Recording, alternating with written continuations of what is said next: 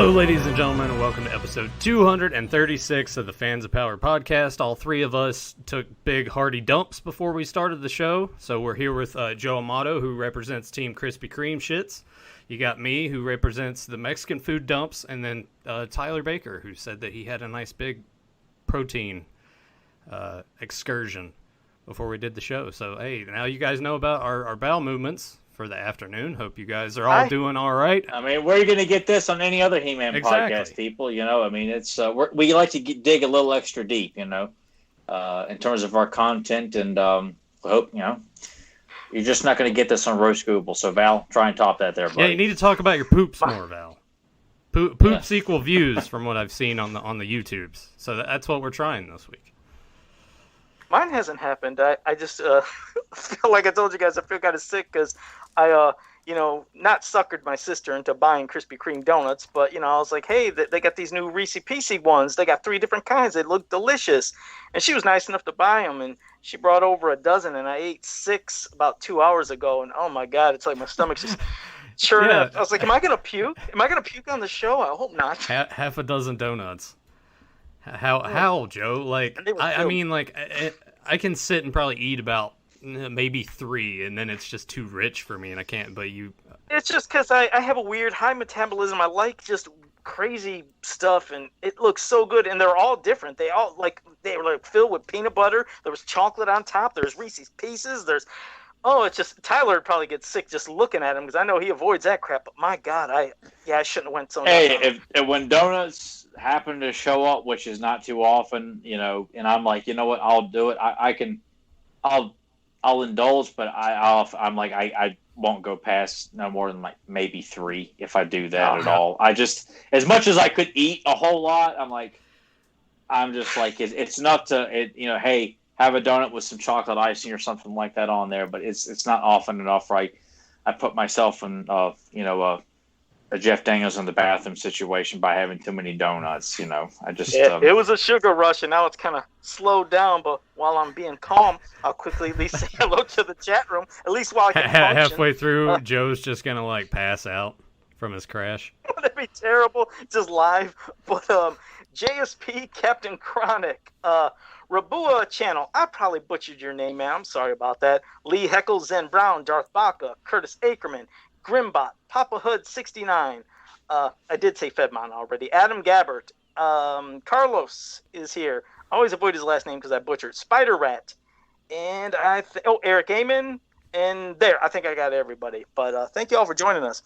And, well, I guess for any topical stuff, I did notice the storm of, wow, people are getting them like crazy. I didn't know they were supposed to be coming out this quick. I know you could order them online, and apparently maybe they'd show up, but those Origins have been hitting like all the Walmarts, and people they've been buying them up like crazy. Now, I admit, when it comes to the Sky Sled, I'm psyched on it because what's cool is I like the interchangeable stuff. I mean, for $29, you're getting a figure and the Sky Sled can either be the good version or the bad version, so it can make for wanting to buy 2. Battle Cat, cool. Skeletor, as I showed you last time, it's just so unfortunate that the main villain has such a weird head, and then the hero is for He-Man. I just don't understand the choice on the face. And then I've never seen the females up close in real good shots until people started posting them, one being Grimbot and a few others.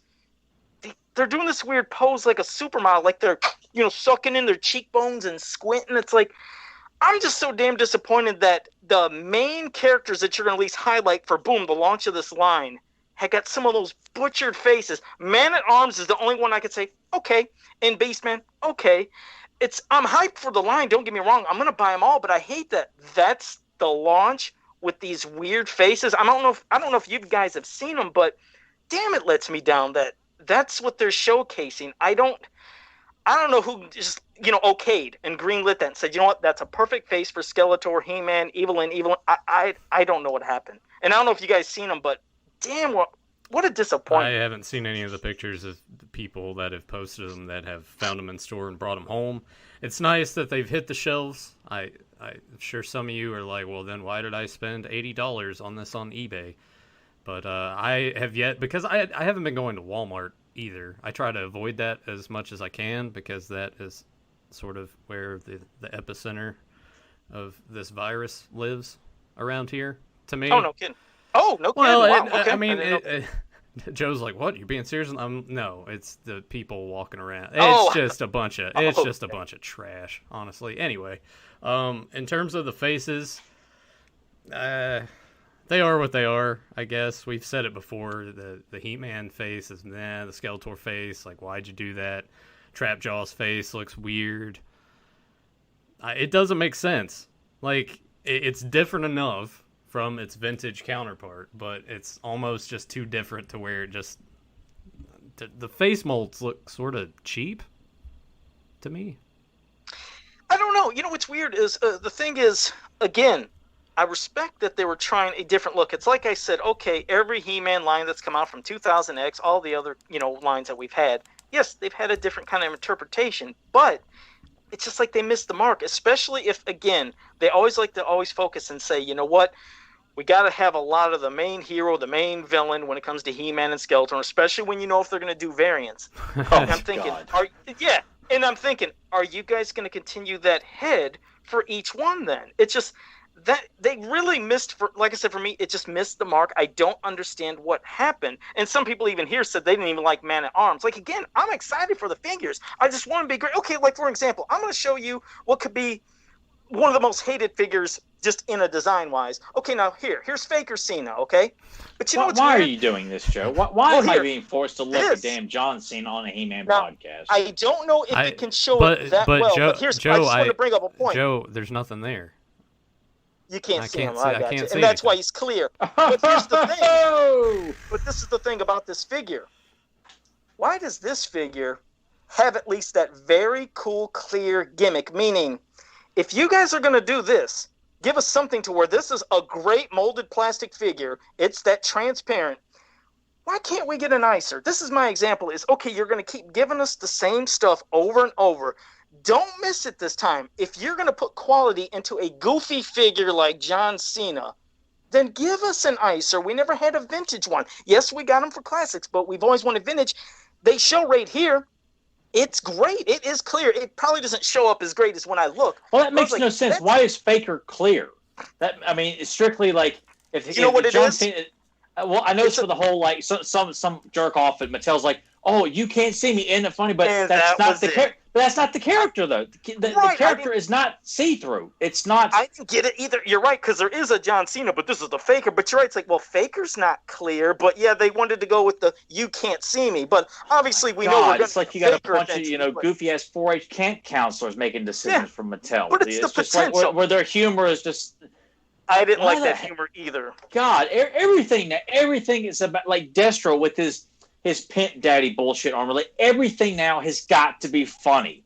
Jesus, it's just you can't you can't watch or read or look at anything without some jerk off thinks he's got to get his bullshit modern day quirky humor into everything from toys to comics to movies to TV shows.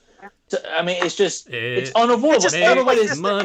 It makes money. No, but it does. But it angers, like I said, me and Tyler, because I seen this, and it's just, to me, I was like, take off that head, get rid of all this crap, and put all the stuff that would make an icer. And I was like, look what you could do, Mattel. You could give us something cool, but you give this.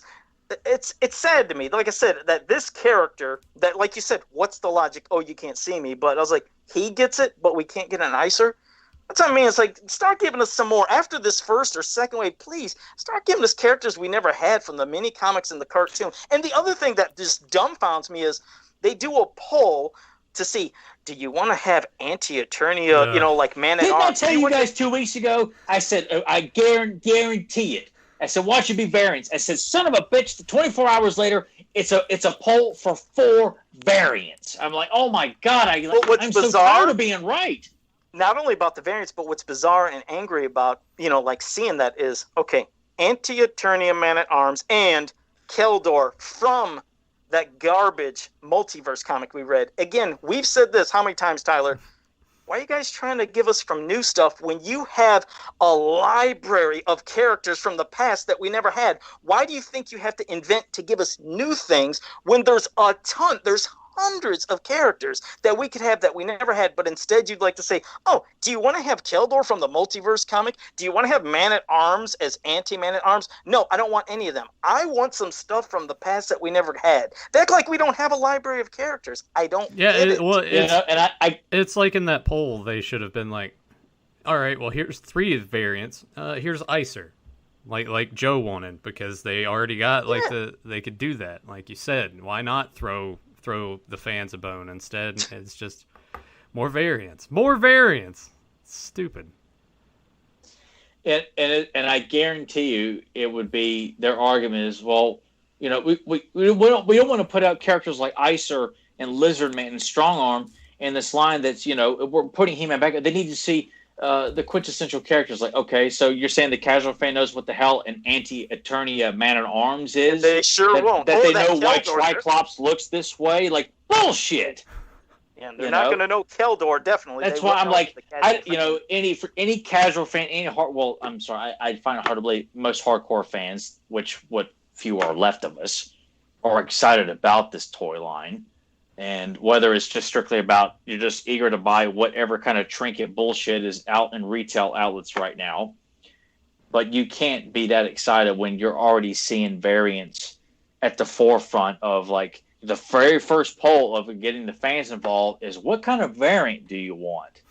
I mean, it's a plague for disaster. I mean, I don't see how anybody can get enthusiastic when you feel like they're already trying to get your input on the bullshit variants. Like, already, like, this line has barely even hit the shelves, which I find it hard to believe it coming anywhere near me and Nathan. Well, I'm sure it'll show up at Walmart, or at least we'll see the spot for it and just never see the figure because someone else has already beat us to it. And that's fine, because I'm not going to be one of those people going to Walmart every single day looking for these things. If I'm in there, walk down the toy aisle, they're there, I'll probably get them.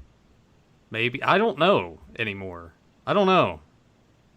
I don't know. I hate even bothering walking down the toy, and I'm sure that we're not the only Walmarts that like that, but it's like toys they're kind of almost obsolete in terms of like the stocking, which I'm sure there's some jerk off that hangs at every Walmart in America waiting around and just constantly makes runs in every hour hoping the toys have been stocked, and then steals or has an inside man who works for him or Walmart and hooks him up with the entire damn box or whatever. Yeah.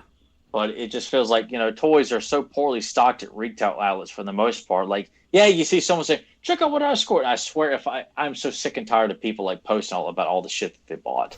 Like that's why I have no desire to participate in social media groups about He-Man, because it's just packed out the ass with just people like showing, look what I bought today. Like, oh, look, I'm watching this. Let me screen cap what I'm watching right now. Like, there are no conversations. It's just people like, oh man, check this out, man. Anyone ever seen this before? I just picked this up. Is this like really rare and like a really cool variant? Like, what version of He-Man is this? And I just want to pull a Keanu Reeves right there when I see this. And it's getting where I don't want to see He-Man even show up at all on social media, because people don't have anything original to share or offer or suggest or want people to talk about. It's bragging rights because you bought shit. And like, I know I've said this before, but it's what few groups I still see pop up on my social media. That's all I'm seeing is people buying shit. Joe, I know you like to share stuff and things like that, but do you see anything else, or either one of you guys see anything other than people sharing the shit that they bought, as opposed to, hey guys, do you feel like, Faker is an underrated character, or, I really like this one-shot villain from She-Ra. Does anybody else like this character? Well, I do. What's your favorite? What I get is, sure, the groups are dominated by the toys, but no, there will be a lot of people that do post, like some of the books saying, here's my thoughts on, like, let's say Meteor Monsters or whatever it may be. They do like showing some of the books, some of their favorite characters. Maybe won't go in depth about stuff, but there still is discussion. But I can understand the excitement for figures because, they're wanting something. But like I said, it's just lately the stuff I've been seeing hasn't been delivering on I that. didn't see as much stuff in the classics line was when we were getting it regularly in the mail. Like, I have no recollection. Not that I was checking every day, but I didn't see an overabundance of people like, mail call, look at the shit that I got, look at my haul, man. No, okay, well, again, I can agree with you on that for classics, because at that time, classics is basically all we were getting. Now, though, I mean, you got from Origins, the WWE stuff, the crazy Funko stuff like you can't count all this, like, trinket bullshit, man. Well, no. That's the thing. When they show it, they are showing a lot. They're showing the Origins. They're showing the WWE. They even showed, I didn't even know about these things. There's figures that are called the world's smallest figures. It's He-Man, and he's literally an inch, and a battle pit is an inch. I was like, I didn't know about that, but and since the stuff's the merchandise and it's out in the stores and there's more since it's, mass produced, there's a lot more people doing it. Whereas when it was just the classics line, you had to be somebody that was a subscriber at one point, and there weren't that many. But now the masses are out and they're sharing, and God, I mean, the amount of stuff they're getting. The thing I don't get is I check like the websites around. I check the website for my local Walmarts around here, and it always says in store. They have them in stock. Then I called them and they said, we don't have it. I was like, your store says it has it right here on the website. They're like, well, I don't see that. And I figured, okay, I'm going to go check. I go, nothing's there. And I was like, could you check the back? And they go check the back if they're really checking. Like, nope, don't have them. It's like, I don't understand how people are finding them then. And what's wrong with my stores? Why does it say they're there? But then when I call, they say, nope, we don't have them. I don't get, are they holding it for their friends? That's what pisses me off. I can't even get them. Joe, I worked at Walmart for about a year and a half.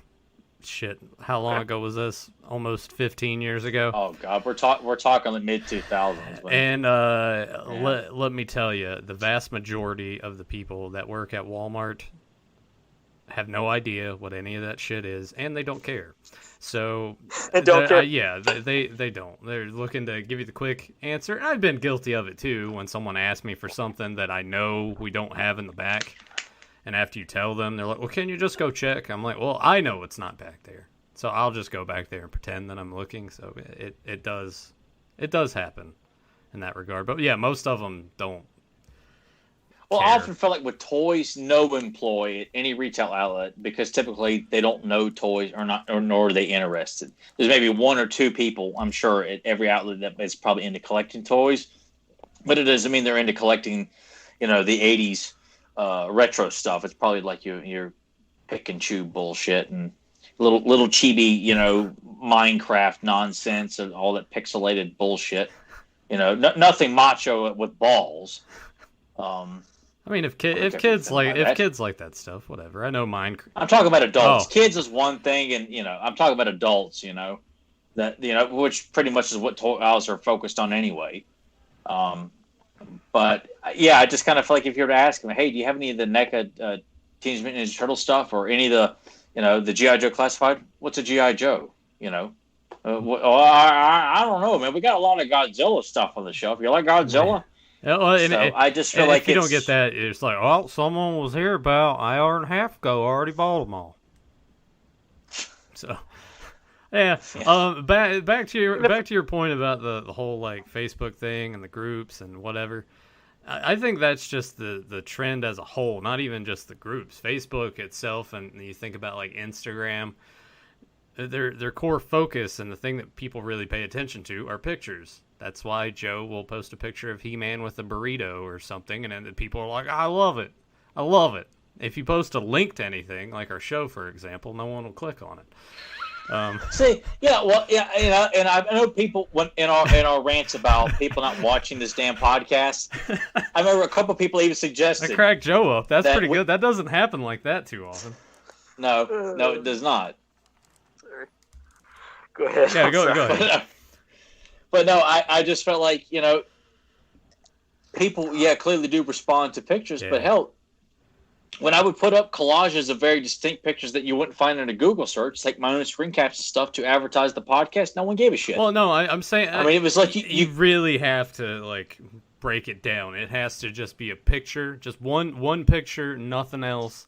Because I would even do that too, because me and Joe would talk privately about, just a distinct picture sometimes will draw people's interest. And I mean, hell, a prime example, and this is so weird, when Anthony DeLongis came on, guy who played Blade, for you casual fans who don't know jack shit. When we announced that he was coming on the podcast, I put a basic picture of Blade in every He-Man social media group I could find, and I got a ton of likes. And I guarantee they just liked the picture. Yeah. And when it was over and we advertised the actual podcast, no one gave a shit. That's what it is. That's what Facebook is, man. It's just random pictures. You scroll, you react to it, you move on. The big. And I can give you an example. Yeah. If you want. I didn't mean to interrupt you. I'm sorry. Oh, I'll give you an example because it actually is what Grimbot brought up. I joke with people. People know this when I make my photos, and I always put my initials or my name somewhere on the picture. Most people know this. Is that real? Not everybody, though. Yeah, and that's the thing. I was in a Filmation Are you still group. doing that? Yeah. And, for example, in a Filmation group, to where there's been a lot of people joining lately. I mean, it's crazy. But, I put up some fake episode titles of a Filmation episode. Oh my god! I didn't know that was that happened. Oh, I gotta go watch that on YouTube. And I'm like, whew. And it was like one of the things I put on. I couldn't tell you the amount of people. Like almost the first 20 people all believed it. I was like, is there anybody out there like me that knows this isn't real? Or is it almost like you said, just sometimes the people, hey, I remember He-Man. Hey, it's this Filmation He-Man. I'm gonna join the group. That's what it is. And to a degree that's fine, but I'm just saying, like, if it's not a picture of somebody's kid or like their pet or something, like people don't care. Gotta keep scrolling. What else? Wait, you mean there's an advertisement for, I don't know, let me just scroll through mine really fast. But to piggyback off that, why is it He-Man has to suffer from this? Like, why is it Transformers and Star Wars and G.I. Joe can share and make references and make posts to hardcore details and things? Like, the Star Wars fan base is, yes, every fan base has got casual fans, but Star Wars is known for being hardcore. Transformers is known for being hardcore. G.I. Joe is known for being hardcore. Why is it that He-Man, who rounds out the trifecta of the 80s juggernauts, has just disintegrated to the most smallest, minute group of hardcore fans, and it's strictly about people who will believe, like, and I'm like, why is Joe posting fake Filmation title cards, knowing full well, people are, and you do, I guarantee, Joe, you do this knowing you're going to get a rise out of people thinking they're going to buy into it, and then Joe gets a headache. It's like, why do people believe this? Why do people just, well, first, like Joe I do is it to be just I like antagonizing. You are correct about that. And one of them was, and Aaron Voorhees is in here. He's the creator of the Filmation He-Man and She-Ra group, by the way, and he wanted to say hi. But I posted up, I forgot what picture it was, and it led to this crazy debate where somebody said something about, did Tila ever find out Adam and He-Man were the same person in the Filmation cartoon? And I responded, no. But somebody had to keep challenging me with no proof. Yes, it did happen. And one person said, yes, it did, but she almost found out. And I was like, wait a second. He asked, did she find out? I said, no.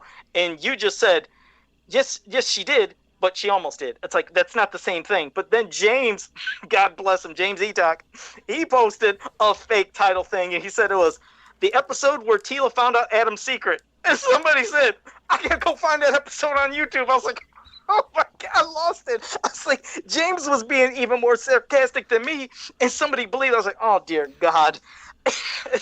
I'm having fun. We have fun with it, but I was like, come on now, you guys got to know when something's fake here. You would hope you're catching on to this.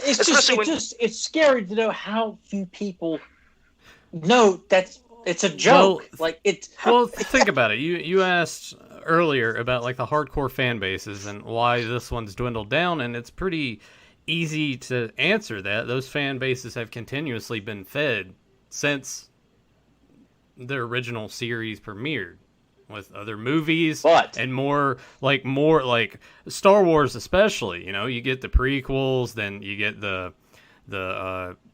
7, 8, and 9, and then you got Clone Wars cartoon, you got all those books, all that literature that came out for it, all kinds of shit. Like, this property just had all of that condensed in this short amount of time, and then basically nothing until 2002, and even then, well, no, people not didn't necessarily. even know I don't. about that Well, existence. I'm talking about like even though the fact that a lot of these properties have been given a lot of media and more toy lines, I kind of take that as kind of irrelevant because I'm talking about the people that cherish the details. You know, that if you're a Star Wars fan, if I'd say, you know, hey, you know, remember that part where Nia Noob was like talking to Lando, like they know who Nia Noob is. You know, if I walk up to a He-Man fan and I say, you know, oh man, is like, you know, how about, you know, that one issue, the one mini comic that we got Mosquito in? Who?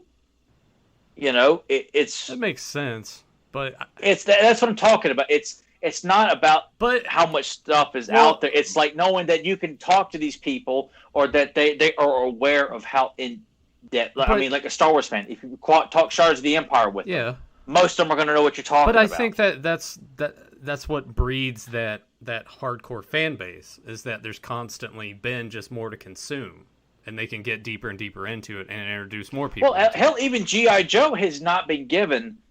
Is given 2 shitty live action movies, which I think the vast majority, and I dare anybody to argue that, do not consider them, you know, anything, you know, more than just, you know, shit shows by Paramount, and that is it. I never hear anybody say anything positive about this film, so it's not like G.I. Joe's been given a whole lot. They were great. Huh? I love those movies. Oh yeah, of course. I like the second one because The Rock's in it. When did G.I. Joe, by the way, I got to ask you guys both a question, because I know that like people in the chat room said, you know, like Transformers has basically stayed relevant since it, you know, was, you know, started. Mm-hmm. It's always been around in some form. Now, G.I. Joe, I know that there was a time I was going into the toy stores, you know, like maybe, let's say 15 years ago. It seemed like there was always spells where you always seen G.I. Joe figures, always Transformers, always Star Wars.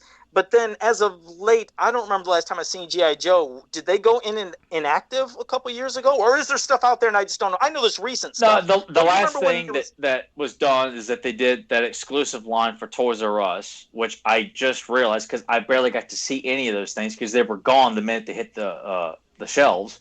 And what year was that? This was a few years ago. This was like probably 2012, 2013, somewhere within the last decade. And I didn't realize that the retro line that Hasbro's announcing is just the exact same figures from the Toys R Us line, which I felt like, oh my God, I'm not going to support that.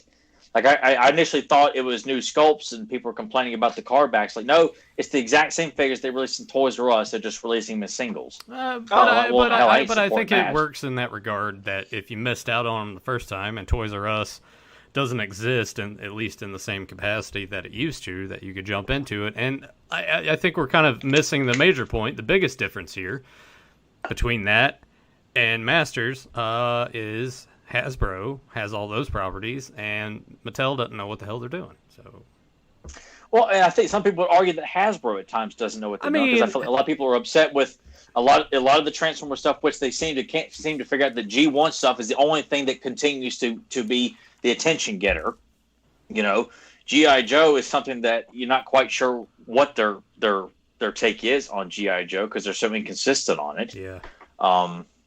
And Star Wars, I know they've pissed off certain Star Wars fans because I feel like they just keep regurgitating the same damn characters on a retro car back over and over and over and over and over again. But a lot of Star Wars fans they'll bitch and complain, but they'll buy damn near everything you throw out, and it doesn't matter how much they complain about it. It's like some people in this fan base. They'll just buy it. Buy. That's why I'm like, I've reached that point. Like, no, I'm not giving you any money. I don't care how many times you slap that beloved chrome lettering on any item. Like, I'm not buying it unless I feel it's deemed necessary for me to spend my hard-earned money on it and bring it home with me. Like, I'm not doing that because I feel like there's not a creative mind behind any of this stuff. And that not just Origins, but everything else that has the Masters logo on it. It just comes off as just a bunch of, you know, cheap junk, trinkets, nonsense, nothing that has a badass feel to it. You know, it all just comes off as the cutesy, you know, nonsense, which obviously I'm sure Nathan will tell me is the stuff that's trending because people love to draw little chibi stuff. They like to sell little chibi stuff. Everything has to look like little cherubs and I don't know what the fuck they're called, but it's just, I'm just tired of seeing everything is drawn as like little cutesy stuff. Well, I hate it. Sells. Comedy and these properties sells. You can blame the Marvel movies for that. Oh, believe me, I denounce. That's why I don't read any Marvel stuff unless it was from the early '90s and all the way back to the '60s. Like I don't give two shits about anything modern anymore, just because everything revolves around dismissing continuity and telling a bunch of multiverse bullshit. It's I wish I had something to be excited about, people. That's what sucks about all this stuff. I don't complain to be mean and ugly, as I want good quality stuff, and I feel like, and I know I'm in the vast minority. I think I am heavily outnumbered and outgunned, figuratively speaking, not literally, by the masses who love this stuff. Yeah, come on, Nate. Don't even try. Don't even try to get in the ring. Don't even try. Well, you know what? I feel like I just ate half a dozen donuts because I feel like I'm gonna puke. It's still settling. I actually hear my stomach gurgling. I hope that doesn't get picked up on the mic. I can't hear anything, but it'll be hilarious if other people can. It might. That would Joe be gross. Joe said his tummy was rumbling, and I thought he was just gonna shit his pants. I'd be scared. We might get people to turn and watch the podcast if we rename Joe takes a shit live on the podcast. Go ahead and do that, and we can just promote it that way. You want to hear Joe? People say we talk toys and Joe takes a big shit. If you don't want to hear about the hardcore stuff, you come to the right place here tonight, people. The sights and sounds of Joe crapping his pants only on Fans of Power number 236. Well, I hope I don't vomit. But well, here's the thing. You were talking about how you said you could say to the average or casual Masters Universe fan, Mosquito, and they would say, who's that? Well, I'm going to bring up the example why. There are 4 comics that most Masters of the Universe fans consider just the holy grail of Masters of the Universe. That past what a segue there, Joe. Isn't it? It worked. But past these 4, nothing else existed. You have Battle in the Clouds, you have The Vengeance of Skeletor, He-Man and the Power Sword, and King of Castle Grayskull. These 4 comics, they say, are the most savage, intense, the best written, best looking. I'll give it to you. They look great. They are fantastic. But we're going to get into Battle in the Clouds, and we're going to see, is this really as good as people say? Because, my God, if you want to talk about one of the most convoluted and confusing stories, it's this. I mean, you can see it, and Nathan has it right here up on the screen. The way they'll transition from one thing to another. Now, I know that in these considered storybooks, yes, they won't say it all. But there's some pages, like, for example, they talk about this battle in front of Castle Grayskull of He-Man Skeletor. You see Stratos that heard it. Merman's hiding behind this rock at Castle Grayskull. But in the next page, he's behind a rock, and it's by water. It's like, what in the hell happened? I brought this up to James Etok, and James even said, Joe, I've never really looked at it. He's like, you're right, though. He's like, where was the transition? He almost thought, we were both kind of like spitballing back and forth, that maybe the artist originally, because as you see, the battle basically takes place around this water, that originally it was just Merman standing behind that rock by the water, but then maybe Mattel was like, we got to get a reference to Castle Grayskull or rock, you got to draw something. And he believes that's maybe why they have 2 of the same exact position poses, but one's by water, one's supposedly by Grayskull. But so many moments, I mean, when Stratos is like, oh, let me help you get higher in the sky sled, or battle ram, as they like to call it, and he takes him way up, and then the gust of wind blows him off. It's like, then Stratos doesn't know that He-Man is gone. I guess the reason we want to bring this up is you're going to see a lot of back and forth weirdness. We're not going to exactly talk every bit of the story, but we're going to talk about the stupid parts of it. But this is also the comic where they said, Merman kicked the crap out of He-Man. This is the one. You guys can all see it because Merman is standing on top of He-Man holding his power harness. But as you read it and you see, it's because Stratos took He-Man so high, a gust of wind flew him down, could have killed him, but his harness is what saved him. He-Man was unconscious. So then Merman took advantage of that. By the way, he gets Charger somehow from Tila, which they don't explain none of this. Yeah, like where the hell is it? And even the story just abruptly just jumps right into it. Like it's almost like you could almost forgive because they only have like one picture per page that the words would kind of link it together. But even it doesn't happen. that's not the case.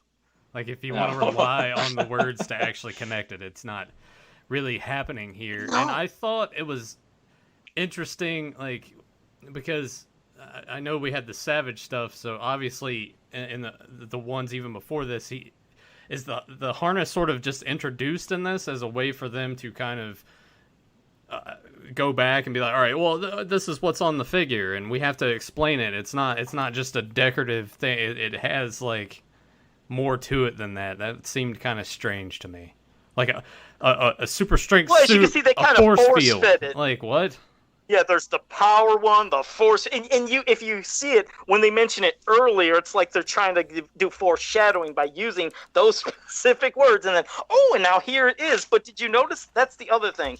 So He-Man goes back to his house to get the force field harness, and then where the hell did they go? Like right here. Where's it at? What happened? You had it, and now it's gone. It's like everything, I feel like, was drawn out of order. They didn't know what was going on. They even said, remember, this was a rushed mini-comic, but for the people who say this is their grails, this and those other three stories is all that matters with Masters, it's like, my God, you are limiting yourself. I mean, there's the Filmation cartoon, the Star comics, the DC comics, the Golden Books, so much rich stories. Like, you're going to go by 4 convoluted, confusing stories, and again, did you see the intense savagery in this, Tyler? Where is this savagery and blood and Conan feel? Where is it at? I'd like to know.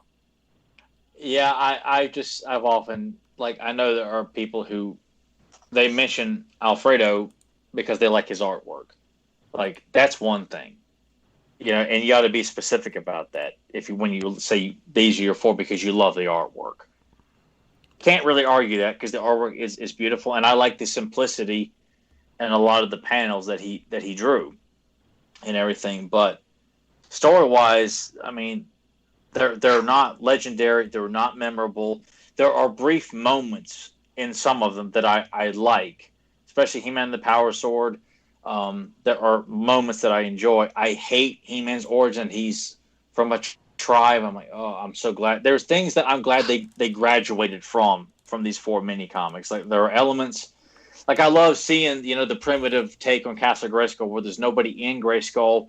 They, whoever's in control sneaks in, uses all the electronic equipment and things like that. Use the laser cannon. A lot of the things that help sell the toy. Like I enjoy seeing a lot of that stuff, but overall, like I'm sure these fans too, like.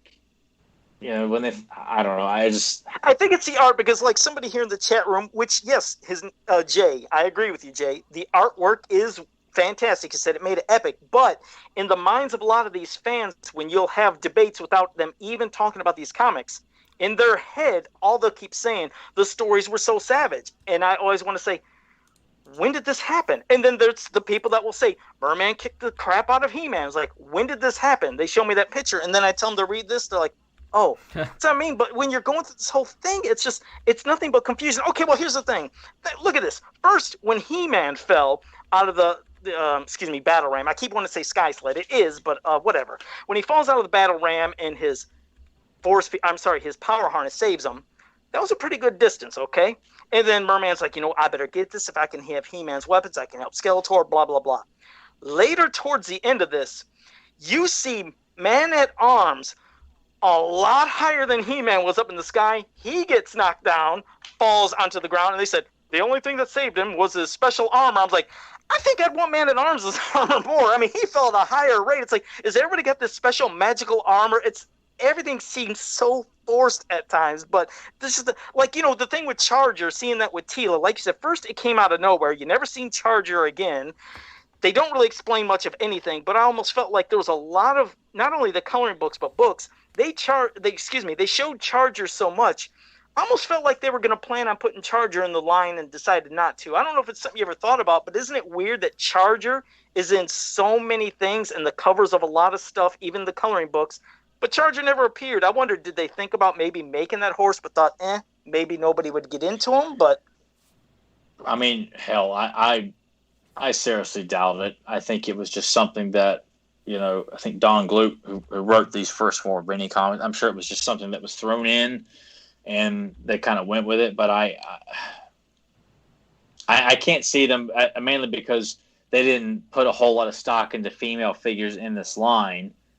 So why come up with a steed for the females when they, plus the females wouldn't be able to, like, logically able to use any of the steeds anyway, because, Evelyn and Tila, the same buck and legs, we're not going to be able to fit on any kind of vehicle in the entire line for that matter anyway. So I just feel like it would have been a cool idea, but I can't see Mattel, like, coming up with this particular horse that would fit a very peculiar figure that just is not meant to go on any of the vehicles at all. Like Tila, if you put her on Battle Cat, she's not going to sit on there.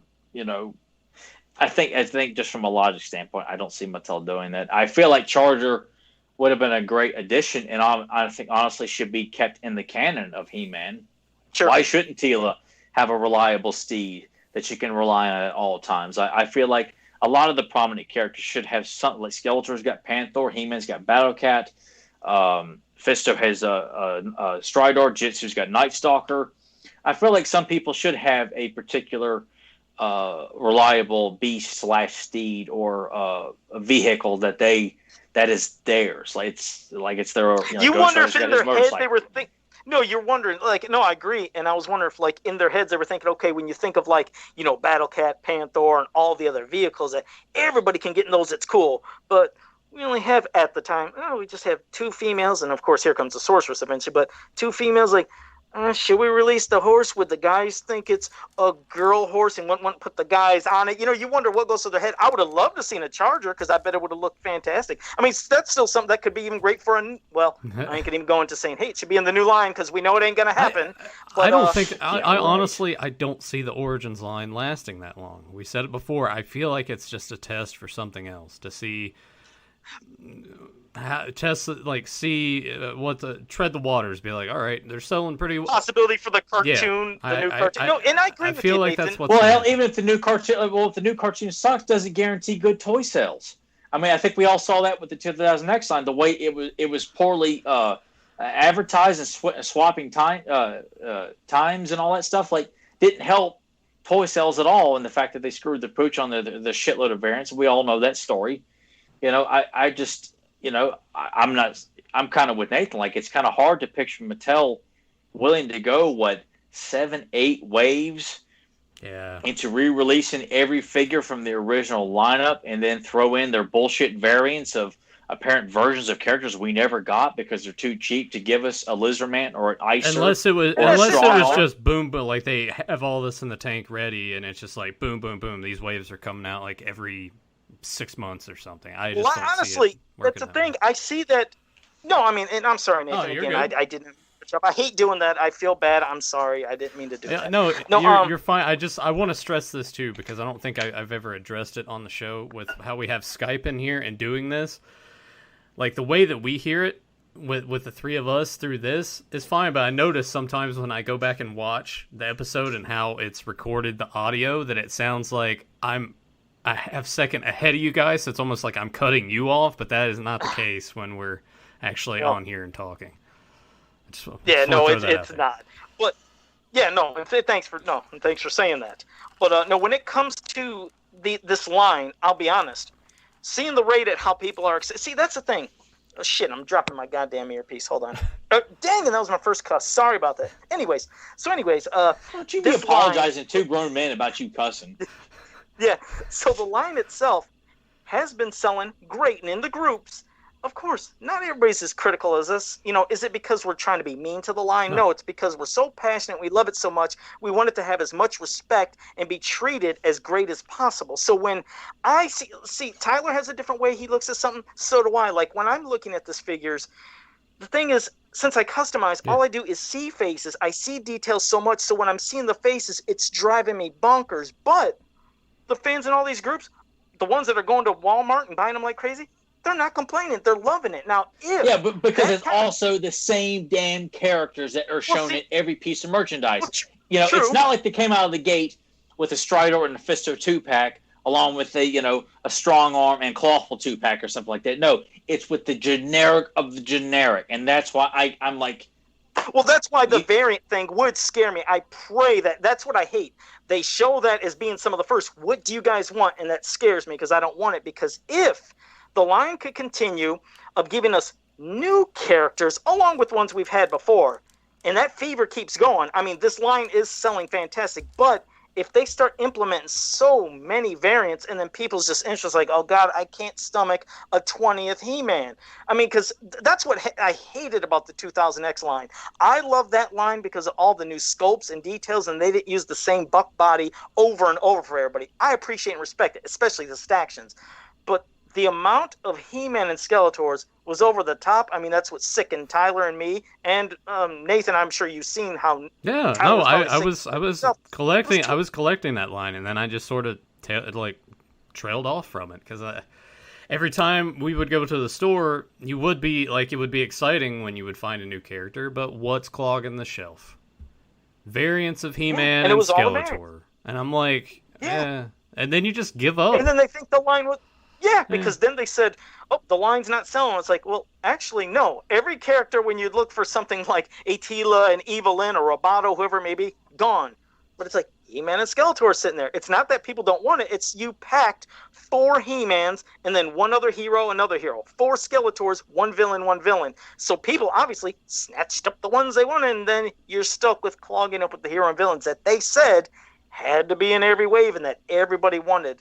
Well, they were very wrong. So I don't want them repeating the same mistake, especially when we seen that, like you said, the variant thing. On the other side, first there was the anti stuff, but on the other side, it's Tricops and Wonder Bread He-Man. It's like, stop it! Stop with the Wonder Bread He-Man and stop with the nonsense. First, like I said, that's a whole thing that nobody ever figured out where did it really come from, but now you're encouraging it, and now we're going to get this stupid one, and that means it's going to happen. I don't care if it didn't win the poll. Can't be really marketed towards children. There's no cartoon or other media to encourage them, unless you go up and buy the DVD release of He-Man up front in Walmart for $40. It's not there's nothing to encourage children to check it out. There's no cartoon or video game or a movie or any. Not that movies don't sell toys anyway anymore. Yeah, we're buying because they don't buy superhero toys off the shelf based on movies. But I that's why I feel like doing all these variants is strictly to appease to your. Well, hell, I'm surprised casual fans would even know who any of those shitty variants were anyway. I feel like... Oh, that was the thing with Keldor? No, agreed. I remember people were saying, what's this guy? Almost nobody knew that in the He-Man groups, the toy groups. They're so focused on vintage that when they were seeing this stuff, they said, I don't even know who that is. And they were like, why is the Man-at-Arms that color? And they're like, oh, in the Antiverse. But otherwise, they were looking at Keldor like, there's this shitty comic book that you need to go and read to see where that all came from. Yeah, they don't read it. They don't know this. That's what I mean. It's... I want the line to be. And how come Mattel had nothing new to showcase this year for San Diego? When is that? Other than that bullshit poll, they had nothing to encourage that there's more He-Man stuff coming down the line. I saw a lot of stuff with the Comic-Con because they did the Comic-Con at home, and from what I gathered, the viewing audience just for all the panels and everything together was just there was no interest. Well, there was nothing. Nobody had anything interesting to share. There was no trailers, no great releases. I saw a few things from NECA, of course. I'm like, I ain't gonna be able to afford any of that. I ain't gonna be able to get it. I feel like a moron. When did this happen? I didn't even know that happened. Well, exactly. Yeah. It was so it came and went, and it's even been stated that the views for these panels were so minute, and they backed up by saying there was jack shit revealed because they couldn't be there in person to smell like butt cheese and get in everybody's way and crowd the halls and stab people over and ask a bunch of obnoxious, dumbass questions about the obvious and shit like that. Or, well, we really can't answer that right now. Well, what about this? Well, we really can't answer that right now. I don't have the logistics to answer that question right now. But we do have this variant water bottle coming down the line that's featured in some panel, just nothing to get people excited about. And from Mattel again. No, I mean, it was just like anything. Like everybody. Oh, and maybe Mattel, because I know PowerCon's doing an online. Oh yeah, we probably should talk about that, huh? That should have been in the news thing. But I dare say I would not be shocked at all. Mattel has nothing but more trinket variant bullshit to showcase at PowerCon, and no one gives a shit about that other than all right, it's NYP colors of Evil in vintage form. Isn't it great, people? You know, just more shitty variants. Well, this, if anything, this many comic shows, we don't love everything from the past. So great art, but a horrible story, and also it's just part one of like when we talk about the other three eventually, it's showing no savagery in this vicious violence that feels like Conan. There's nothing graphic or overly aggressive in any of these stories, like not at all. It's just the way Alcala does his artwork, and that's it. So people, whoever you are, wherever you're at, whenever you listen to this, if you do, it's love the artwork all you want, but sure, but you can't sit there and say that. It just kind of comes off as very narrow-minded. Like, it ain't the same thing with Star Wars, where I don't look anything past the first three films because everything comes after the first three films is dog shit. Yeah, and you can't argue that. So yeah, like if it was better past the first three films, then yeah, I think it's great to keep an open mind and appreciate all various aspects. But He-Man got progressively better into the '80s.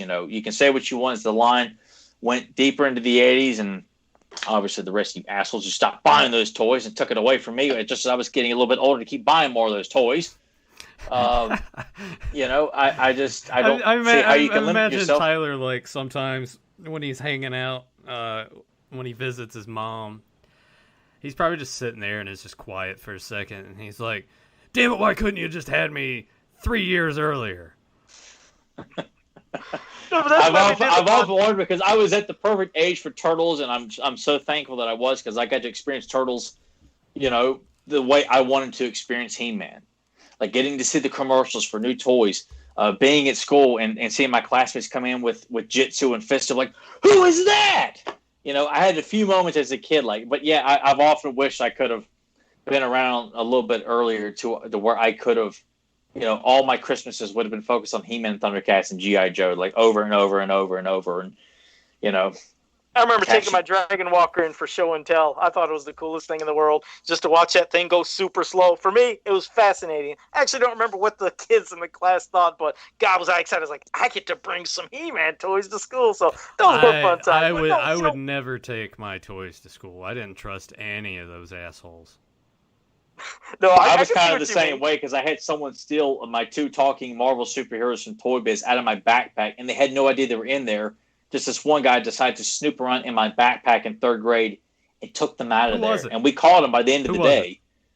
Seth Dixon. There wasn't someone, he ended up moving to Texas, I think, after 5th grade. Well, I mean, it's in his last name. My teacher kept everything in back. She was able to protect it all, thank God. But like when we were talking about this, just like I said, when we talk about this comic, we're doing it to enlighten. That's, like I said, that was the main focus of why we do the show all the time. It's for, again, you can love Battle in the Clouds and all those, and it is fantastic art, but there were many fans that still, maybe even who are just watching or listening right now, didn't know that wasn't that savage, or things that they thought happened. It didn't happen. Like the amount of people that thought that Merman beat He-Man, they see that never happened. There was never a fight. That's the reason we do this, is just to make you think, wow, I didn't know that. So it's not like we're crapping on it and say, you know what, hate Battle in the Clouds. Or not. You can still love it. Yeah. And like I said, the art is fantastic. But that's why we discuss the stories, is to let you know something maybe you didn't know. Yeah, the artwork's great. Stories just all over the place. And I don't know if it's in the Dark Horse book. Joe, I imagine it's there since you actually have the copy of it. Can we talk really quick about the pop-up game that it has advertised in here from Western Publishing Company? I don't know. I got these images off the org, and it was on here. It looks really badass from that tiny picture. And that's the thing. This, just to let you know, this is I told you everything from, my collections from my childhood. I kept great condition for my comics, and I never wanted to send anything in. Like, they're advertising the hauler, and they're showing the figures and the pop-up game that you're talking about. Yeah, that looks really cool. I like that a lot. This is what I got, is the big giant coloring book with just a beautiful piece of art that's on the cover of that. But inside, there was all these giant posters. I never pulled them out. I still have that downstairs. I'd probably show sometime. But, yeah. I was thinking that you were going to be like, and it's right beside of me right here. And you just Nope, I don't have that by me. What cracks me up, those, how crazy is this, Tyler? We always seen this image in that weird logo of Masters of the Universe. Like, why does it look that? And then damn Andy Yowzy has that with saying the Lords of Power. Unreal. So it really did have a comic cover. So, but yeah, I was gonna say for now it's time for anybody in the chat room. If you guys had some questions you want to hit us from the cartoon, comics, anything else, do it right now. And in the meantime, real quick, Hip Hop Radio. Sean Goss, and there was somebody else that joined us here. Just and Zamir Masson. Oh wait. Thank you all for joining did us. we already mention Toki Death Nuts? They're in the chat. Oh yeah, Toki Deathhammer joined us. I was like, yeah, you got to say hello to Toki Death Nuts. But yeah, my brain's just kind of just gone numb. I've just kind of like do what you need to do there, what, Joe. I'm are just you here to be angry. Getting depressed about the state of action figures? Well, just the state of everything. Just I mean, He-Man in general. Like thankfully today, I got like motivated to actually start writing the Randor story that I had talked about like a while back. Where I was like, you know what, actually would be interesting to write a solo King Randor story. I actually started writing that today. I got actually inspired today. And just started writing that, and it was like flowing like water. Like, oh my god, this is going great! I'm writing great dialogue. This is going to be a badass story, But in terms of like things to look forward to, I nothing. I mean, it's sad and depressing, but it's sad that we do this podcast because we're pushing the hardcore content. Like, if you're a casual fan listening to this, its purpose is to turn you into a hardcore fan or get you interested in just. Stop being such a casual. If that's all you want to be, okay, fine, whatever. But this podcast is not meant for casual, listening. It's meant to excite you and inspire you to learn that there's so much more past Beastman and Skeletor and He-Man and Man-at-Arms and Battle-Cat, damn it. It's more to it than just shitty clothing you got at Hot Topic with the same shitty versions of Filmation artwork slapped on there that, those puppies are sick, bro. Get them to the vet and all that shit. Do you even lift, bro? And all those next other time, what size shirt you wear, Tyler? 2X? You just an XL right now? What size you wear? Just XL. Okay. All right. I'll wait when 80s Tees has a sale again. I'll get you some sweet shirts. Yeah. All right, I'll get to now some of these questions in the chat room. Just one nutcase. But anyways, Adam Gabbard said, Joe, Tyler, and Nathan, have you seen anyone in public or in person that has tattoos of Masters of the Universe or Princess of Power? Believe it or not, in person, no, I've never seen somebody in person. Plenty of people online, but not in person. I don't think so either. Usually, the only things that I've seen or have a tendency to see are like other properties. Like Ninja Turtles is usually like, I think I've seen a couple of those out in public before. But you gotta, I see a lot of G.I. Joe, the Cobra symbol. I see so many. But you gotta think too that in the area that Tyler and I are in, most of these tattoos are basically what you would see on a UFC fighter. Like, they'll get things tattooed on their stomachs. Barbed wire stuff. Yeah, and you get those people that like walked out of a DeLorean and they were like, yeah, man, I went to 1995. Look at my barbed wire tattoos. A lot of rebel flags, shit like that. So I will say on one of the DVDs for He-Man, there's a little mini documentary called Fans of He-Man. And there's a segment at one of the old San Diego Comic Cons where Emiliano's doing an autograph sign. I started to break this up to him last week when he was on the episode. And a fan that is brought over to say, hey, Emiliano, he's got your artwork on your arm. And it's not. It's the generic cliche MYP version of He-Man the guy had tattooed on his arm. Emiliano has this blank look on his face and doesn't even acknowledge the guy or anything. He stopped autograph to like look at this guy's arm, and he has this blank face. Wow. And Andy Mangles, who brought him, was like, look, it's your artwork, Emiliano. And the guy's like, yeah. And he just looks at the guy. And I'm thinking, when I watch this, I'm like, you morons! It's not his artwork. It's generic MYP. Like, God, you people. It just drove, and that's why I was ready to slap my TV off the stand when I saw that. It was just infuriating. Crazy. Well, speaking of infuriating, Grimbot has a question. And this is because it came, it was a question from one of the Filmation groups with somebody that went on one of the most insane rants I've ever seen. But he said, you guys think it's more likely that Teela did not have an actual father, but actually hatched from an egg? He's doing this to be sarcastic because there was something in this one. It was in the Filmation He-Man group. This guy went on the longest rant I've ever seen in my life about trying to be really deep. And I think when everybody said so, that one you shouldn't even give that jerk off a moment of your time or anybody else.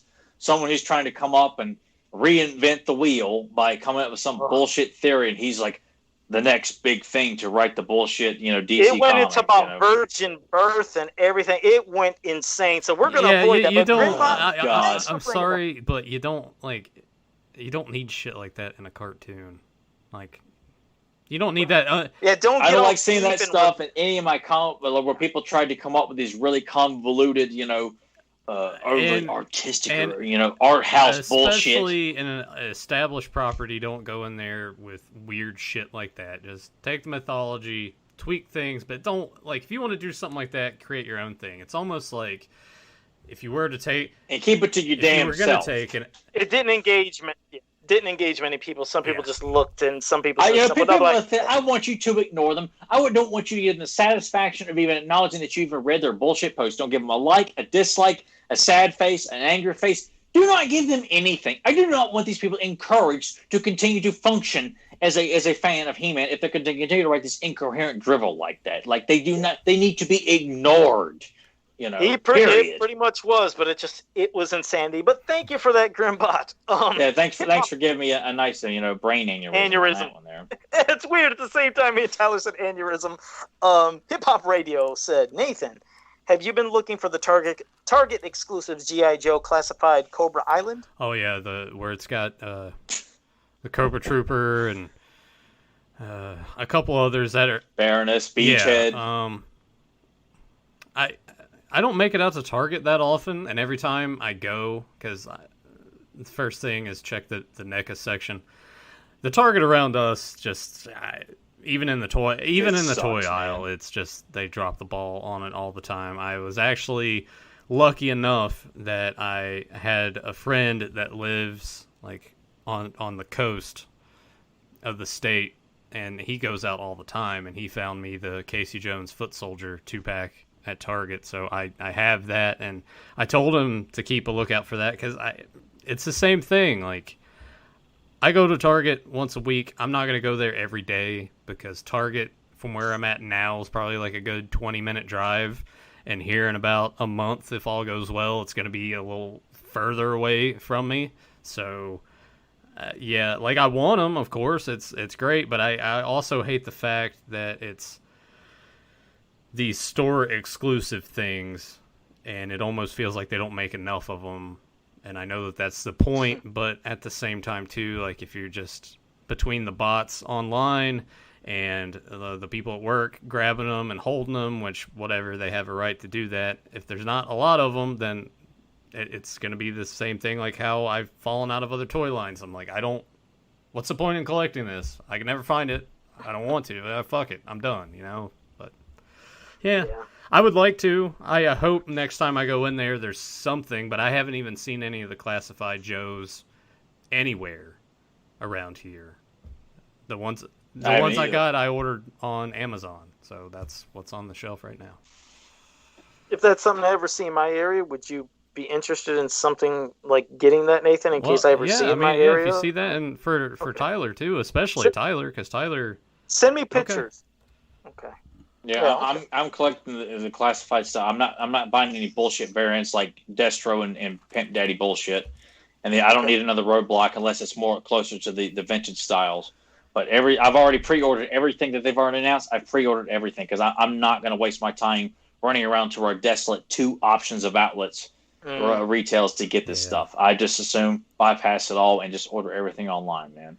Makes sense. But yeah, definitely see if I can find something. Okay. We'll definitely make it worth your while, and I'll send you back the money plus a can of Spam. Now I like that. I'll eat that. That's what we do. We pay him back, and then for shipping, it's like here's 2 cans of Spam. Hey, you can pay me in food all day. I'd love it. So, which I imagine Joe's already noticed, but I've had a can of Spam like down there in the corner of his little block on camera the whole show. Oh my God! I just noticed it. I did not see that. Had it there the whole show. Are you? Wow! Talk about being observant. I did not notice, but thanks for that. I like it. So, because somebody just nicknamed me Joe Spamato for like spam. I was like, oh, that was genius. But whatever. Boy. That just happened. Oh yesterday. Man, that could be our way into the big time. Have Joe like on the on the cans of Spam. He could be the spokesperson. Or Clamato. His... Clamato. Clamato Amato. Joe's face on a bottle of Clamato. Campbell's, and whoever, I don't know who puts Spam out. You guys find a way to contact us. Let's talk. That's right. Put the auto after the M, and you got Amato right there. So Spamato. So all right. Fedmon actually said something that is cool. I guess it was showing that my insane ramblings, I guess, were actually thought about. He said, Joe, check Battle Ram's blog, which, by the way, that man does amazing stuff. I love that blog. I always enjoy reading his articles. Yeah, definitely look him up. Battle Ram's blog. But he said he has an article that Mattel was thinking about using one of Barbie's horses, Goldie, as Charger in the vintage line. So now I'm gonna have to read that. So thanks for letting me know, Fedmon. Had no clue, so I'll have to read it up. JSP said, "What did you guys think of my rough filming of the wrestling match I sent you?" Nathan seemed to like it. That seems cool. Very time consuming. I don't have the patience for such things. Like I could have never have been like. That was like a stop motion, right? Yeah, I could have never done that because it's just barely move it, take a picture. Yeah, I would have no patience. So I give you all the credit. Stuff like that looks awesome. Ray Harryhausen's stuff is like fantastic. It's masterful stuff. The time that you got to put into that dedication. I'm not that patient. You can. I would just yell at Emily. Hey Emily, you think I'm patient? She'd be like, no. But that was cool, GSP, so thanks for sharing it. Curtis Ackerman said, "Oh my God, I really want to get that Randor story. It sounds awesome. I was picturing him fighting that gauntlet Tyler talked about." So, I didn't start writing in mini comics. I just started writing as a regular story, and I wrote like a nice little backstory before Adam was born, like a nice opening battle to kind of set the stage for the story. So I'm like, oh my God, like this is really cool. Like I like this a lot. So I'm gonna keep writing, and hopefully I'll have something to maybe share, and people will not turn away because it's not new toy talk and embarrass me. Make me feel like what I have to say doesn't mean anything to anyone in this community here, because they just don't seem to give a shit when I have an original content to share. Well, if you want, Tyler, you can just give me that stuff, not be on the show that week, and then I can read it out. Yeah, and then you guys can do a mailbag from the magazine from 1988, and then you guys read it, and then Joe eats a live tarantula on the air, and then we'll have like 1,000 views. And that was actually not bad. Besides the hair sticking in my throat, it wasn't that bad having a tarantula. It was someone mailed Joe something like really stupid that he can eat that we can just do an episode on. That'll do gangbusters. And just so you guys know, if you guys think I'm joking about that, it's insulting to my presence on this podcast that I can't feel like I can be a legitimate part, that when I'm not here, you people turn out in droves. To just hear these guys talk about what's the better Oreo and shit like that, and I come on here to talk about the hardcore content. But Joe doesn't. And you people just like, I don't have time to watch this here. 100 views. But I'm not talking about the live view. I'm talking about the overall week to week. We got close to 600 subscribers, which is a small drop in the bucket when it comes to YouTube subscribers. I am aware of that.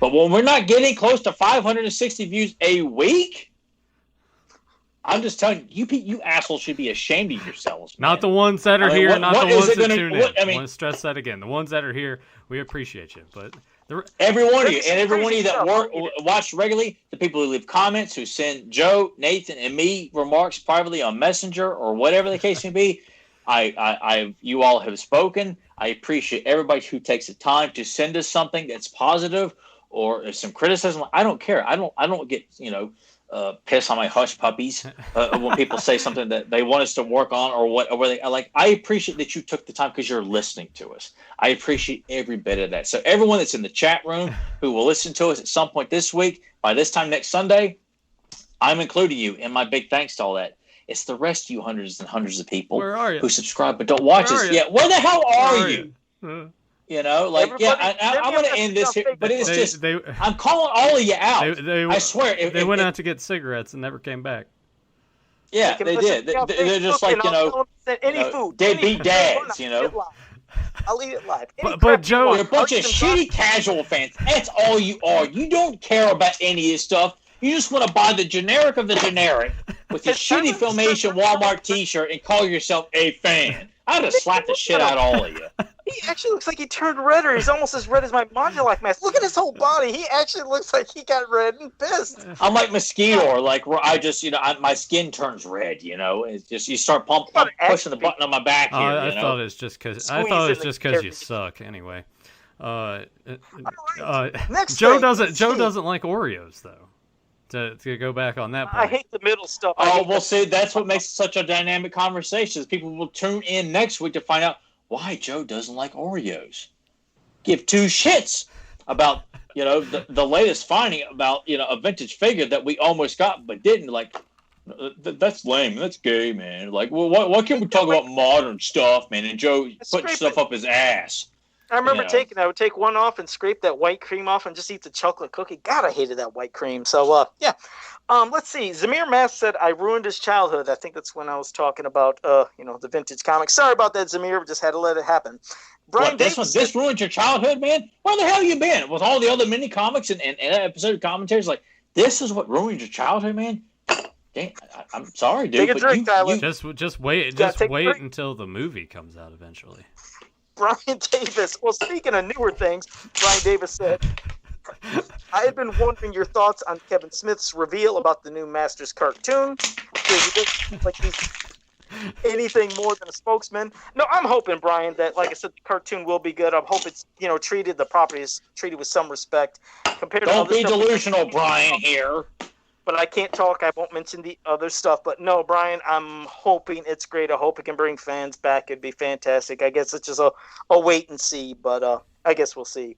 Zamir also said he wished he would see Forza T figures in classics forms. Forza T is fun. I would too. Yeah, I love Forza. Let me ask you guys this real quick. You know how the bios are still being put out? Danielle writes the bios with her partner in crime. I can never remember the guy's name. I apologize for that. I can't understand how Mattel wants to keep putting these bios out, but cancel classics and won't allow them to. Like it's like when you read it, they're having to stick to the classic bios that Scott Knightley did. Like, you guys don't want to continue classics, but you want to continue the classics canon. Like, it makes no damn sense at all. And I know nothing about inside stuff, but I just have a feeling. I don't either. I'm just going by, that they're expected to follow that just by, the things that they write, which they've written a hell of a lot better stuff than what was dumped on us before. But I'm like, the logic of like, they're wanting to continue this classics canon, but they don't want to continue the classics toy line. In some way, trust me, I think the classic figures will be coming back. That's just a gut feeling. Again, I don't want people, if it happens, to say, Joe, you knew all along, but... Nathan, change the title of this episode to The Classics Line is Returning. Find out why here. Yeah, that cheap clickbait. Oh, do I hate that when they do that for a video and you click and then it's nothing about that at all. Or they'll show a fake picture. You click on the video and that picture never exists. I hate the videos as well where people like eat stuff. Like, oh, this came out. I'm going to try it. But then they spend the first 15 minutes. I'm like, just eat the damn food. The video should be 5 minutes long. Nope. Yeah, because I got right to it, remember? 30 minutes. I didn't waste... Yeah, because remember me? When it was time to eat that, I didn't waste. I said, okay, let's get right into this. I shoved that in. So, yeah, it was good tarantula. Nathan, I'm going to have to pass it to you because I'll be honest, the chat room since it exploded, I probably missed so much. I got you. I had you. All right. Jay has a question. Guys, do you have any plans on bringing more Motu creative artists / creators into this podcast regularly? Sure, we always try to do that once in a while. All right, look. I've been asked about this before, like privately. I've wanted to bring lots of guests on this podcast, and I've tried, and it's a struggle at times because a lot of them are of an older generation, and it's hard and difficult at times to get them set up on the technical side. Well, it used to be worse when we had Google Hangouts, at least with Skype and things. Yes. That kind of simplifies it quite a bit. But when we were doing it on Hangouts still with YouTube on here, yeah, that was hard to do. It's a lot of stuff because people have their own schedules. Like we would like to have James on here, like way more than we do. We'd like to have Danielle on here, but they got other stuff going on. And we have to have Lady Britt back because me and Tyler, God, we were just gutted that did not record. Well, that for and us. my voice sounded like shit because I was suggested to switch over to a different. I forgot what it was that Doug had. You know me what's switch great, over. My though? voice sounded so incoherent. But what's great about me and Tyler is every time we say this, we'll have a guest, and they're like, you know what? I can only be on for maybe 15 minutes or a half hour. Once they start talking with us, we just are always just so laid back and natural that they love being on, and they end up staying on maybe a half hour longer, and then they'll say, "Hey, I'd love to be back on the show." We just have And then nobody well-being watches. That's another thing that discourages me about going after more guests. Like I went after, other people. Who was the I can't remember the dude's name, but the one that was just like basically just scoffed at you for even asking. Who was that? Oh, that was the director of Lionheart, Sheldon Lettich. Yeah. When I We can have him on Beyond Retro. asked if he would come on Beyond Retro to talk about his work with Van Damme and his films, and he was very dismissive and a very like he didn't cuss me, but it was like this guy he made me feel like this. I'm like if you're interested, just don't respond. And he was very like demeaning, like, oh, you're just recording a podcast on your phone. It was. I won't forget it. So when I see him pop up in interviews, like that asshole, you directed your bullshit dog, movie, and yeah, you directed Lionheart, and you worked with Van Damme on Bloodsport, stuff like that. But it's stuff like that, and then you go after these people, you set up the times, you're excited for it, and then people don't watch it. And I'm a victim of my own excitement, where I'm thinking everyone was going to be just as excited as me and Joe are to have this person on, or that person on, or the talent behind this, and the casual fan base don't care about this stuff. Like it meant so much to me to get Larry Houston on here, to have William Stout on here twice. Anthony DeLongis was on here, Robbie London. It's so many creative forces behind He-Man, and I'm thinking you guys are going to be just as excited as we are.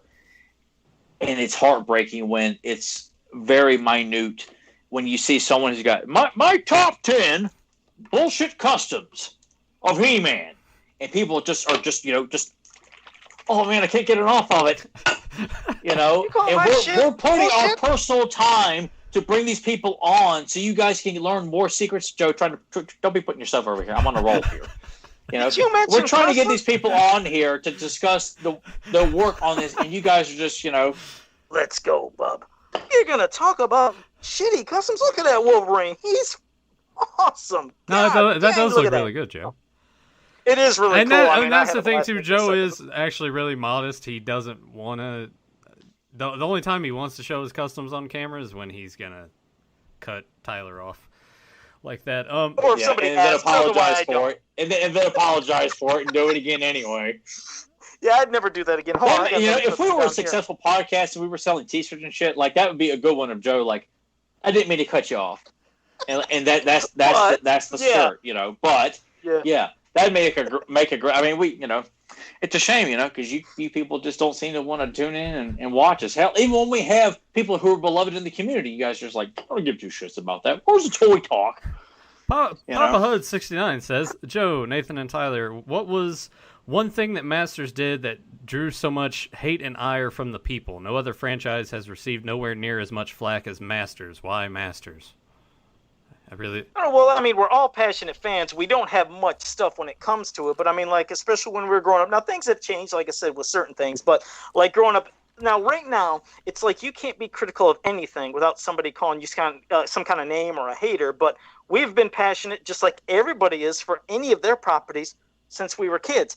Like I said, when the movie came out, a lot of people said, well, that doesn't look like He-Man Skeletor. What's this crap? But some people loved it. Like Tyler, he had no issues with it. When the New Adventures line came out, people again said, what is that? That don't look like He-Man.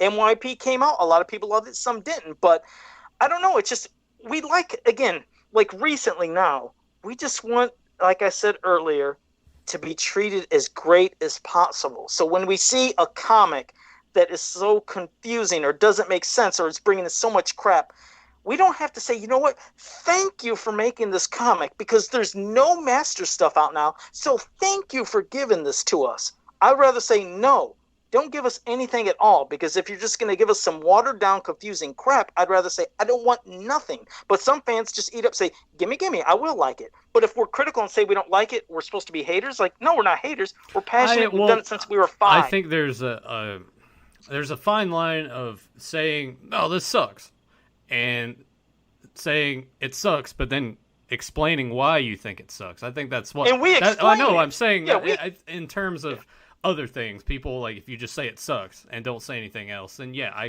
I guess that aspect of it's justified to be like, oh, you're just hating. But if you can, Sure. if you can back that up and be like X, Y, and Z, like a perfect example, and I've come around to this over the years. Tyler immediately felt this way. It took me a little while to get there. The Christopher Nolan Batman movies, all it is three movies of Christian Bale being like, I'll quit being Batman if you'll be my girlfriend. That's what it is. And people, like, villains get in the way. That's basically what those movies are. Now, is the Heath Ledger performance great? Yes, it is. But everything else is just kind of, and then you throw that in there and it's just sort of, I haven't gone back and watched any of them in a while, but now I don't feel the need to go back to those anymore because, Two-Face looked great, but Rachel. Boy, was he given such a shitty place Rachel. in the movie. Rachel. Rachel, it's just like, we get it. Yeah. Can we move on here and make you one of the great mob bosses of Gotham? No. No, yeah, he's gone. And then we won't talk about the whole Bane fiasco. It's all just about everybody, like, fighting over women, and then he's like, "Oh, I'll quit being Batman. Just be with me please. Someone love me." And that's it. And God, yeah, they just make his Batman such a pussy. And you get. I watched one of them. I only watched one. I didn't watch all 3 of those. I think I just watched that first one. Liam Neeson is great in it, but and Batman Begins, and the scores are good too. But that's felt weird. I can't describe it. The fight scenes, you can't tell what the hell's going on because Christopher Nolan didn't know how to shoot fight scenes. Everything's just like a jumbled, poorly edited mess. Yeah. With all their, like, preaching, trying to be all philosophical. And I know shit. that someone would be like, well, Michael Keaton's Batman sort of had a similar thing of, like, well, he was just wanting to fall in love and whatever. And I'm like, yeah, but it did a better job of, like, he would have the temptation of, like, wanting to reveal his secret or, like, even kind of crossing his mind, but he knows at the end of the day, like, that's, like, he needs to be Batman. Like, and I will say this to anybody who, the people who listen to this, and you may think of what we're saying is blasphemous against the Nolan films. I told Nathan this before. I've told others before. There's one line that solidifies Burton Keaton's Batman above anybody else, is that when Ken Basinger's Vicky Vale says, are we going to try to love each other? He says, I'd like to, but he's out there right now, and I've got to go to work. Making Batman the priority, the way that he should always be. Yes. It's always fun to see Batman tinted by love because God knows he's had so many beautiful women in his life. But when he's ensuring that the priority is putting on the cape and cowl and going out kicking ass, that's priority number 1. That is Batman. Yeah. And that's not what the Nolan films were about. It was more about, like we said, it's about... Exactly, Joe. Exactly. That is it. I don't need to say anything else.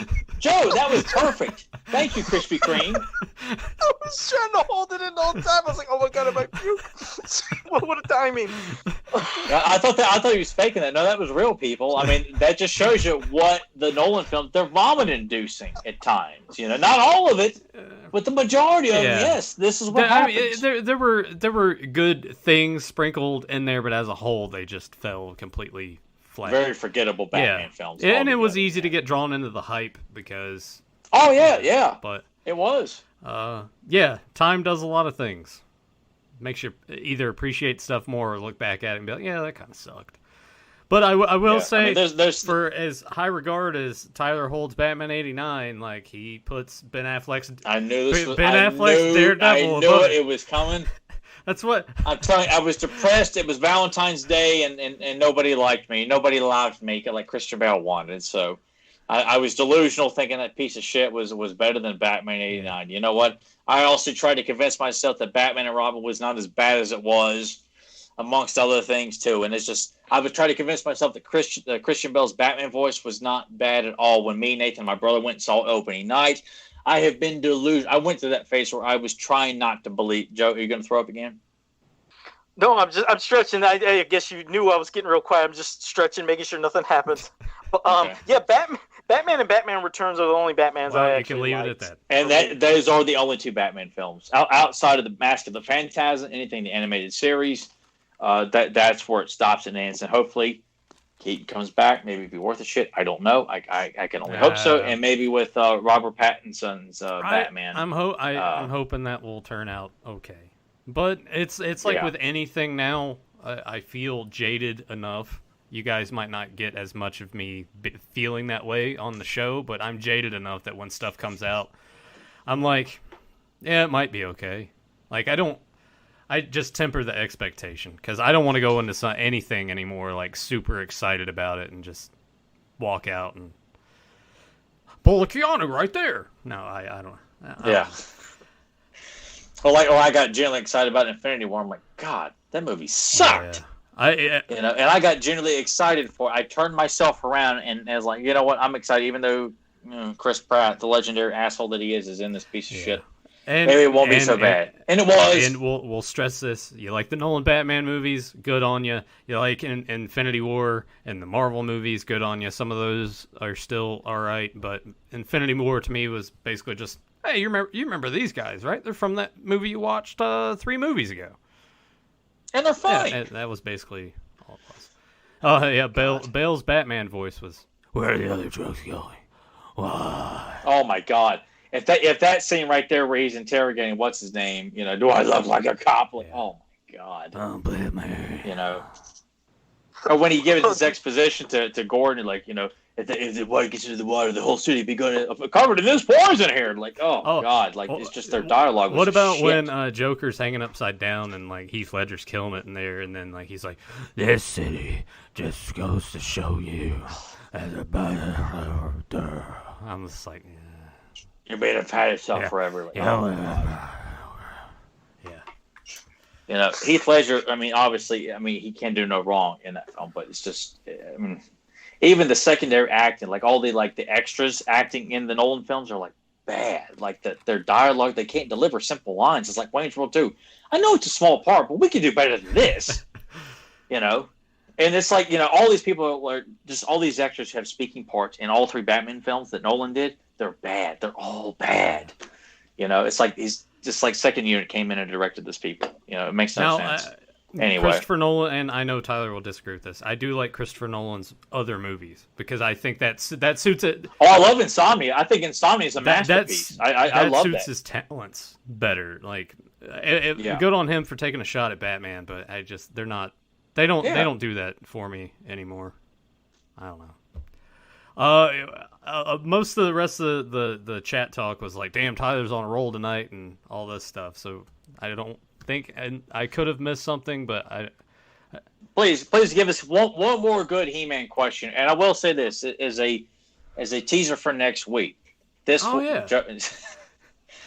I want to say this that, and I don't know if, but we are going to do a toy discussion next week, and to validate that there was once a hardcore He-Man fan base at one point.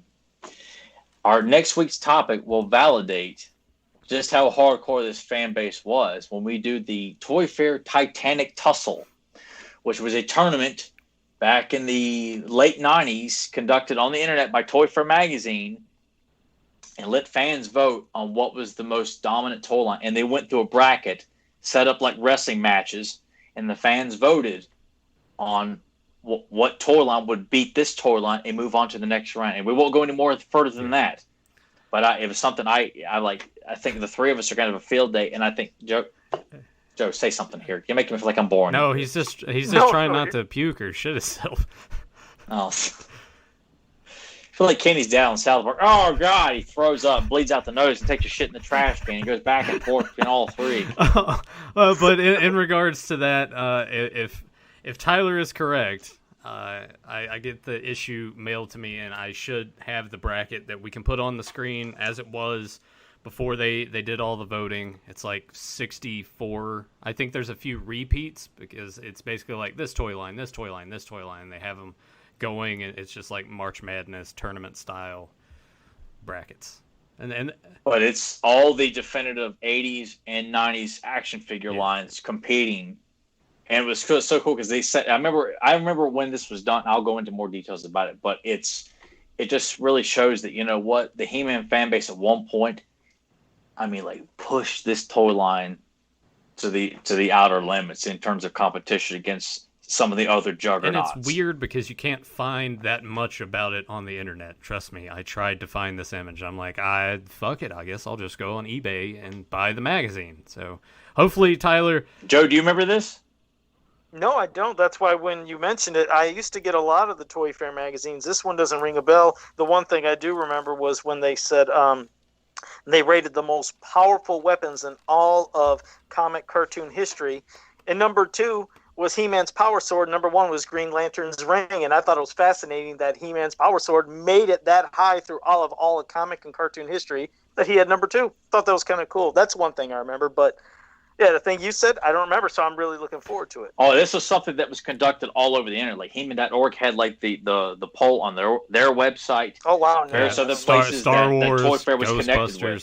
Star Wars. All those guys were clue. pushing. They're like, hey, go to toyfair.com and click on this and vote us into the next. And I voted. I got to vote in this one time because I didn't have internet, so it was only when I got to go over to Matt Hilton's house. And I remember who He-Man was competing against when I voted. So we'll go into the next week, but.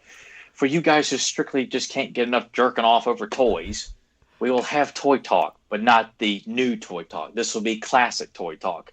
And I think it's going to be a lot of fun for the three of us to discuss this bracket.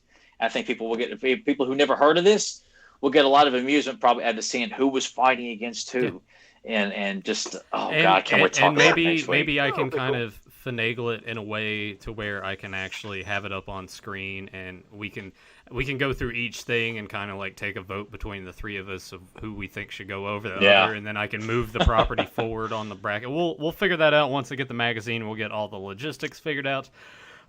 2 more questions. Grim 2 asked, do you think He-Man likes Oreos? Because he's being a smartass tonight. And Febmon asked... He likes golden Oreos. Yeah, those are okay. Febmon. Yeah, Febmon with the final question said, what is your favorite Masters of the Universe Golden book? I will say the Sunbird Legacy. It's one of the biggest and most epic ones they had back then. Loved it. Probably had to be Sword of Skeletor. God, I love that story. It was the first one I ever got, but getting older, you just realize just how damn good that story is. Rock Wars would probably be because Jitsu and Webstor and Buzz-Off are in that one. I love that one to death. But those first 3 Golden books, it's like a trilogy to me. Just avoid the Trap. Trap has a great Trap cover. It's got one of the best covers, but the shittiest story you could ever imagine. Best, yeah, exactly. I love that cover, but story horrendous. Yeah. So, Toki Deathhammer says, don't forget to like and subscribe for more Batman talk. Hey, if you guys want to hear me and Tyler talk about some more Batman, go to that Beyond Retro channel, watch those capes and commentaries. I like talking Batman. Yeah. Batman's got a lot of... I do too, and we did a commentary for the '89 film where we pretty much just shit all over the Nolan films with Penny Dreadful. Like that was great, and Joe's about ready to throw up again. Well, we'll go ahead and wrap this up so Joe can go. Yeah. I think I really might vomit when I'm done here. I'm not saying it to be a smartass, but we can cover for you, dude. Don't be sick on our part, dude. Puke on the show. That's what you get for eating 6 donuts, though. Yeah, and they were filled too. But yeah, I did want to thank all you guys for being here this week in the chat room. For those of you who are new to the channel, make sure you like, subscribe, share, ring the bell so you can always be notified when we go live. And until next time, have a powerful man. That was like the weakest one he's ever done. Movie quote when Joe is he's just completely deflated. Like do the movie quote anyway. Before Tyler does that, Tyler's shown this off before. Clamp Champ shirt. Links down below. Go to Joe's store. Buy one of his shirts. Oh God, yeah. I'll completely read your own, by the way. Show support for one of the most underrated and greatest He-Man characters of all time here, people. You know, get this original Clamp Champ artwork by Bruce Timm from our good buddy Joe Amato at TeePublic there. That's a great. All right, well, what's the movie quote? If you're going to learn how to fight, then learn with a real weapon, not with a toothpick. See, I know I should know this. while we have the awkward silence, that did you guys see Wilford Brimley died? Yeah. John Saxon passed away the other day too. It's a bummer, man. We're losing all these iconic, big name in all kinds of movies that we loved from the 80s, early 90s, especially that time period. But even before then, because they've been in other shit too. But Wilford Brimley, especially, man. The Thing, Cocoon, Our House. Yeah, there you go. Hard Target. The Thing. Diabetes. The diabetes commercials. Yeah. Quaker Oats commercials. Yeah. Was he in the Cocoon? Quaker Oats. Wasn't he in Cocoon too? It was in Cocoon. Yeah. You know what's weird? You said it. Where were you, Joe? My mind is gone. Those donuts in this heat have just fried my brain. All I thought you could turn your camera off and take the mask off and let yourself breathe there. I probably should have. All right. Well, Tyler, what's the quote from? It's Arnold Schwarzenegger and Conan the Destroyer. Yeah. People were saying that Zen Brown got it, and so did JSP. Yeah, they just popped in before you said that. Well, bravo to you guys for getting that. So we'll see you next week for the Titanic toy tussle.